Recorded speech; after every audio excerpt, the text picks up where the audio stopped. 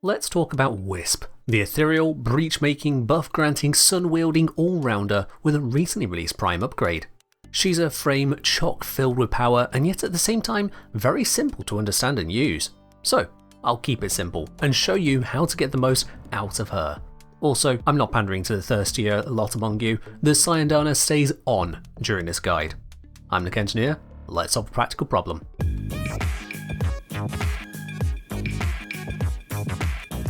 Getting Wisp is simple. A normal Wisp, you complete the Chimera Prologue mini quest and then face off against the Reservoirs boss on Jupiter.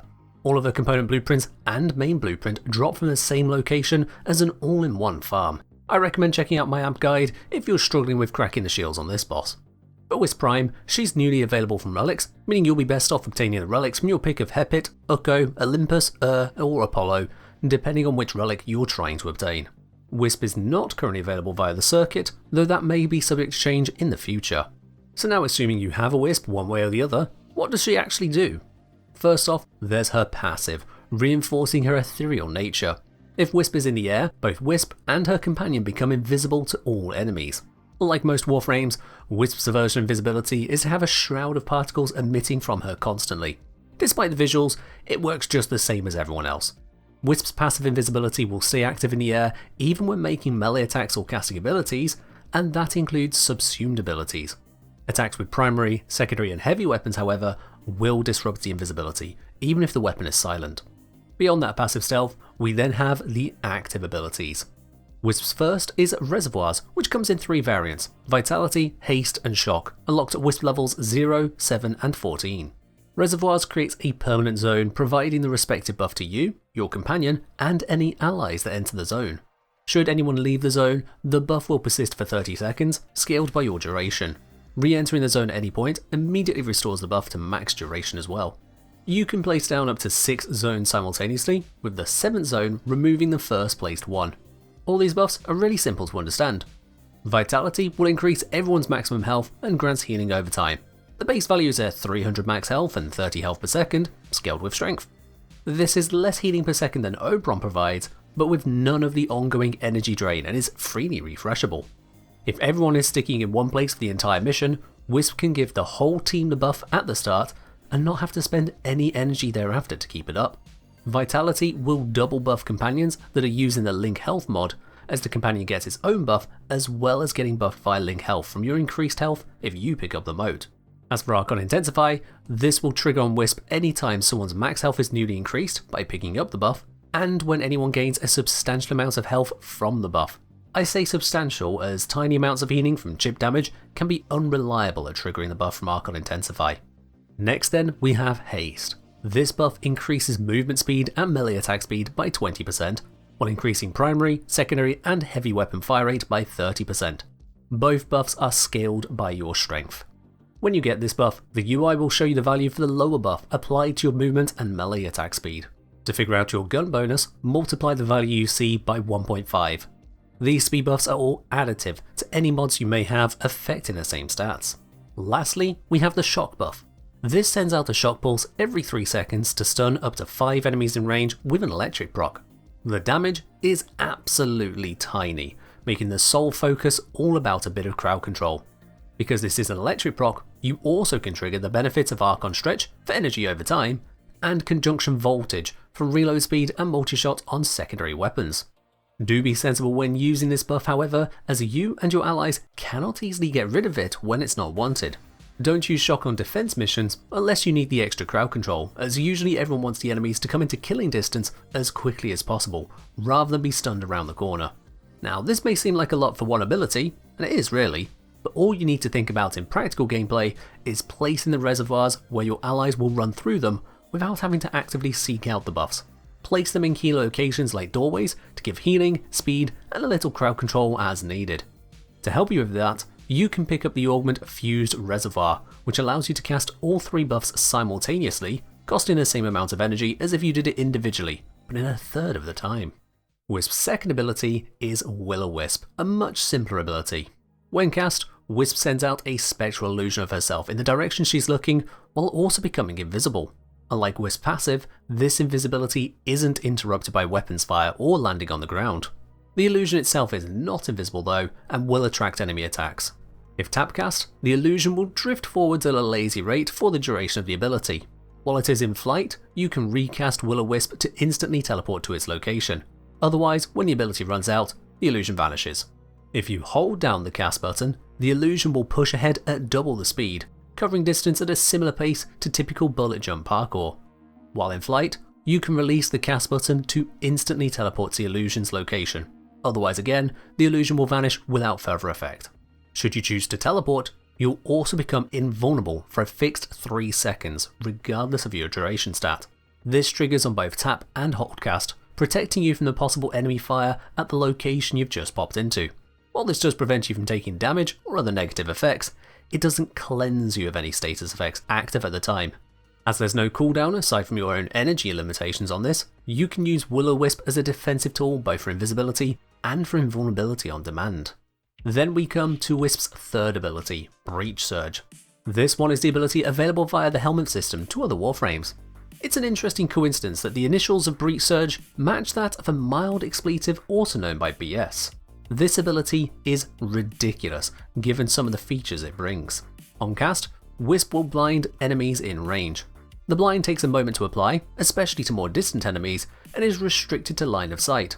With a base range of 18 meters though, it's not too shabby. Not only will this blind normal units, this blind also affects Eximus units, even when they have their overguard active. Despite being blinded and briefly staggered by the effect though, enemies will not be opened up to finishers at all by the ability.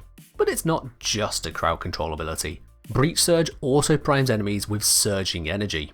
When an enemy takes health or shield damage from weapons or abilities, including your allies and companions, the enemy has a 10% chance to emit a spark that will carry that damage over to another nearby enemy, roughly to a range of 10 meters. The spark isn't particularly smart at homing in, but will loosely try to aim for another enemy. Should you kill a primed enemy, the chance of a spark jumps up to 100%. The base damage of the spark is equal to the actual hit points the source enemy lost, meaning all damage type modifiers and armor reduction is taken into account first. The spark damage is then doubled, multiplied by your strength. It is also guaranteed to crit with a 1.5 times critical multiplier, and the damage type is pure radiation. The spark may even headshot, tripling the damage and doubling the critical multiplier. It has a 20% status chance, which also scales with your strength. And to top it all off, it's considered a weapon attack, which means universal weapon damage buffs like Eclipse, Nourish and Vigorous Swap all apply to it as well. Technically, those buffs apply twice, because they also apply to the weapon damage you're using to cause the spark in the first place. Breach Surge will give better results with heavy hitting single shot weapons, rather than ones with high fire rate and multi-shot. The guaranteed spark on kill will only take into account the damage from the shot that kills, not all the other shots that helped you get there. In poor circumstances, this might actually be underwhelming for you. If you shoot an armoured enemy with 90% damage reduction, the surge particle that breaks off may hit another enemy that may also have 90% damage reduction. Even with the initial 2 times multiplier and 1.5 times critical multiplier, that's still only 30% damage of your original hit, and with the type change to radiation, it may be worse still. But when you take away armor, include say 300% strength, and add in a buff like Nourish for a further 225% bonus damage in viral, then your ordinary hit will get a total multiplier of 29.25 times on the Breach Surge Spark, potentially going even higher if the enemy it targets is weak to viral damage. Because the Spark is landing a critical hit with a low critical multiplier, cold procs on a target take this yet higher, able to raise the critical damage to a max of 2 times.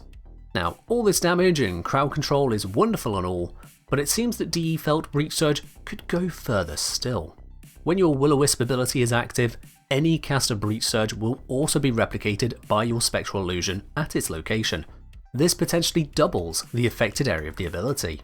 Also, if you have a reservoir of yours in line of sight, at any distance above 10 meters, you can cast Breach Surge while looking at the reservoir to teleport to it.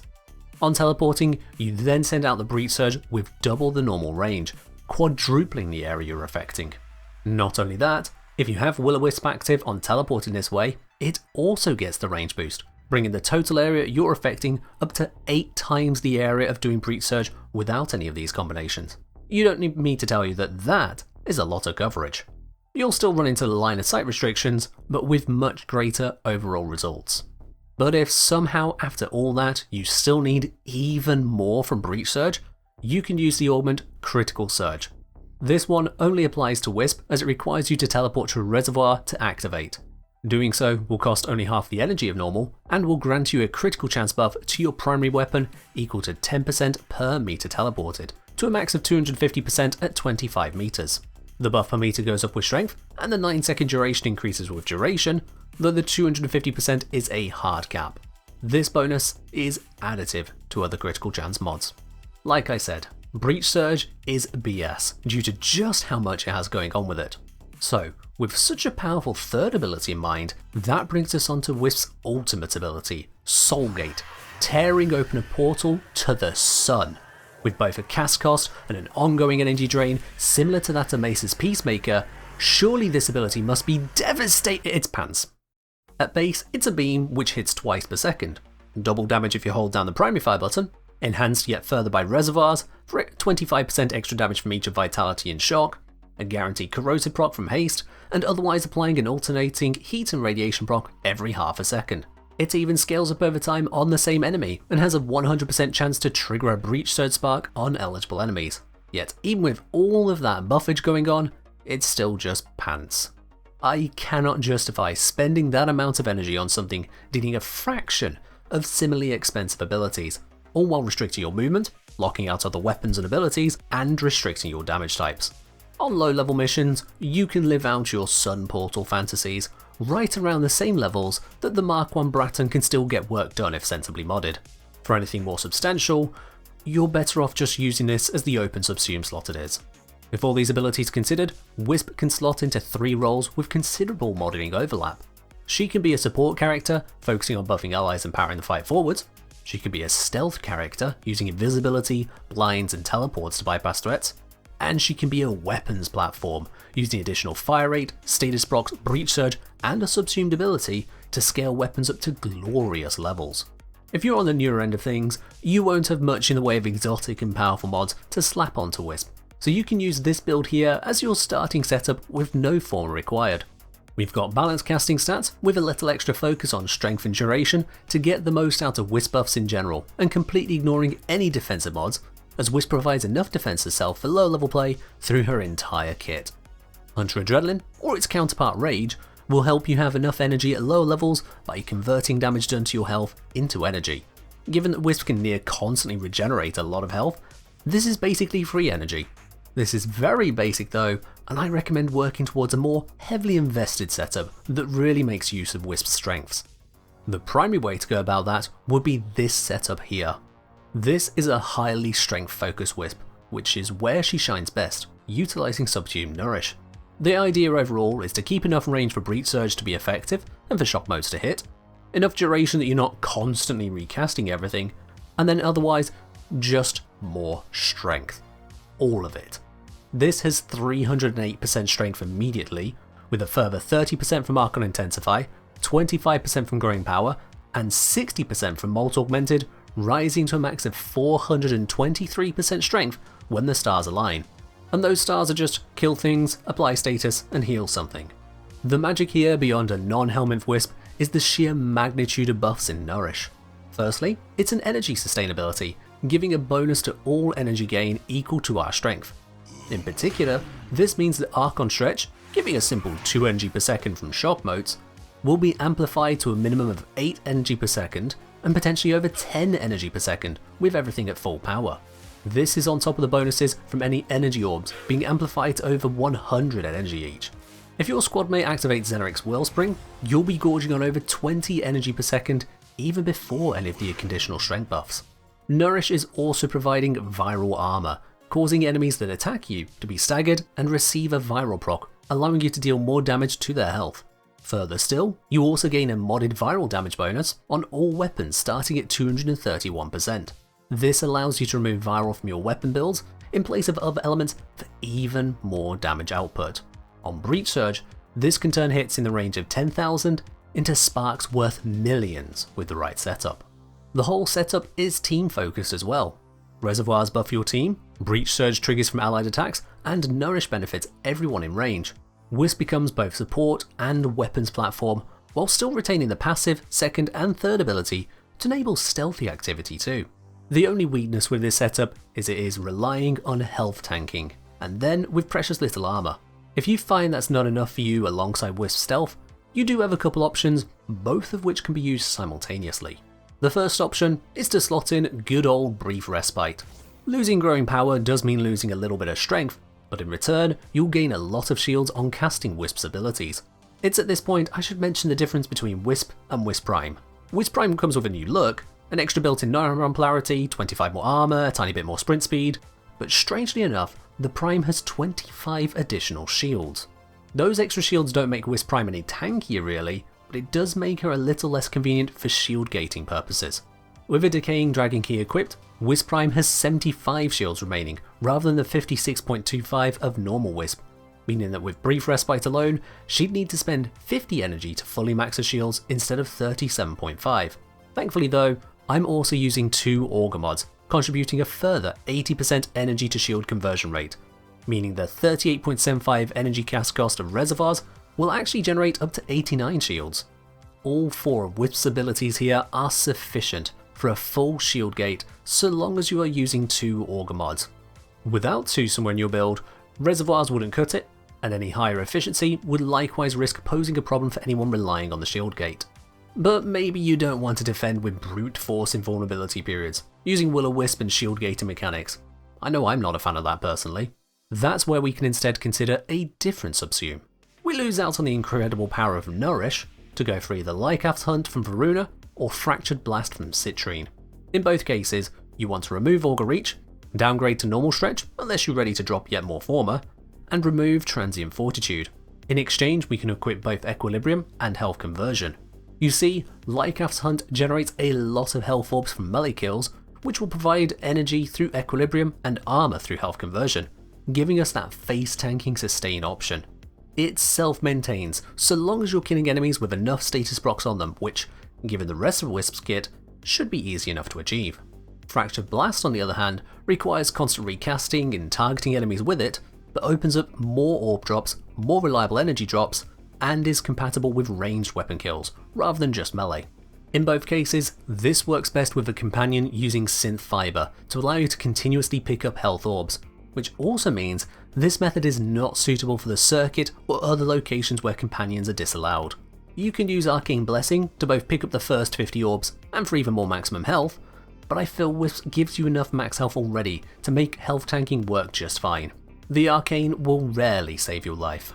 Wisp is a curious Warframe. She's got so much going on in her abilities, and yet despite fiddling around with the different setups, I keep finding myself coming back to the core approach of just all the strength and enough other stats to make it stick, allowing Wisp to instead double down on what she does best, being the all-round buffing frame casting copious amounts of BS. While making this video, I also gave away a Wisp Soulgate Prime Access Pack on my livestream.